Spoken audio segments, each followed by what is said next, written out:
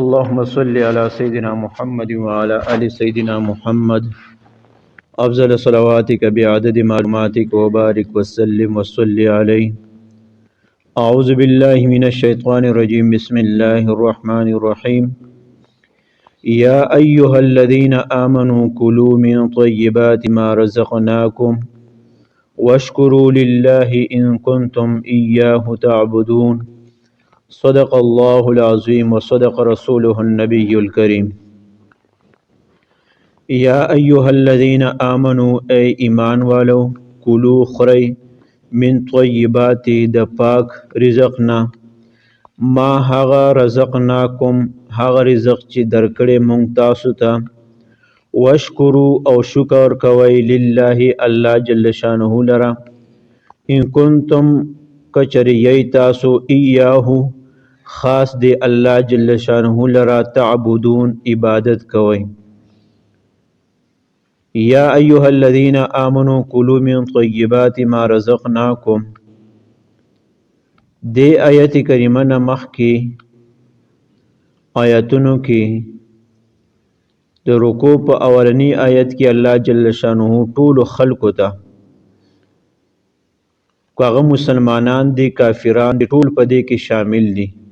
یا ایها الناس کلوا مما فی الارض حلالا طیبا اے تمام انسانیت خوري تاسو د هغه رزق نه چې پزمکه کې ما تاسو د پاره پیدا کړی دی حلالا حلال طیبا او پاک. ولا تتبعوا خطوات الشیطان او شیطان د قدمونو تابعداري مکوئ.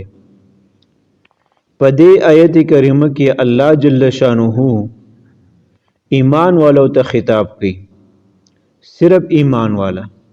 مخکې رکوع په اولنی آیت کې ټول انسانیت ته خطابو چې تاسو هغه رزق نه خورئ چې هغه پیدا کړی الله جل شانه په ځمکه کې حلال دی هم وي او پاک دی هم وي.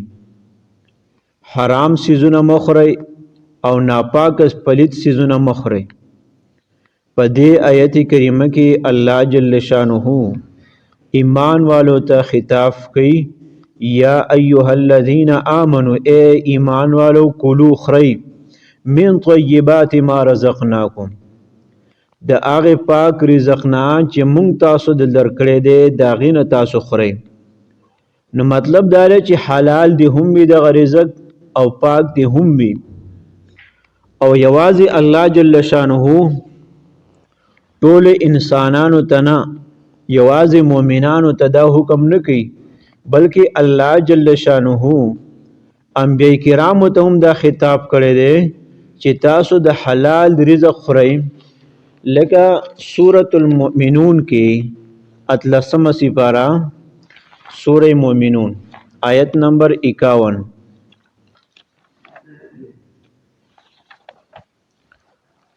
اتلسمه سپاره سورة مؤمنون آیت نمبر 51.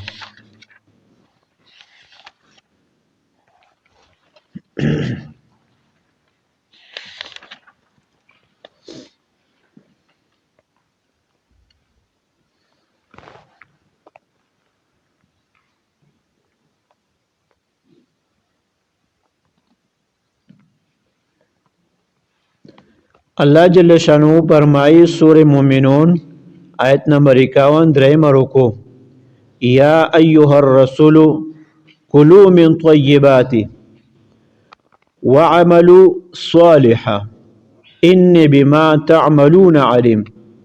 پدے آیت کریمہ کے اللہ جل شانہ تمام انبیاء کرامو تا د آدم علیہ السلام نه واخلا تر د محمد صلی الله علیه وسلم ته پوری الله جل شانو هر یو پیغمبر ته دا خطاب کړی دی. هر یو پیغمبر ته دا حکم چې تاسو خورئ من الطیبات د حلال او د پاک سیز نه خورئ او د دې سره سره وعملوا صالحا نیک عملونه کوئ. انبیاء کرامو ته هم د پاک او د حلال خوراک حکمو او دارنګ د اعمال صالحو حکمو الله فرمایي انبیاء کرامو ته انی بما تعملون علیم. انبیاء کرامو ته رسولانو ته الله فرمایي چې ګوره خبردار زه ستاسو په ټولو عملونو باندې سیمه علم لرونکی ما. نو چې د انبیاء کرامو په اعمالو باندې د الله علم دی، د الله د فوی دا پی چې انبیاء کرام څه عمل کوي، نو دغه شانته زمونږ هر یو عمل هغه الله جل شانه په علم کې دی.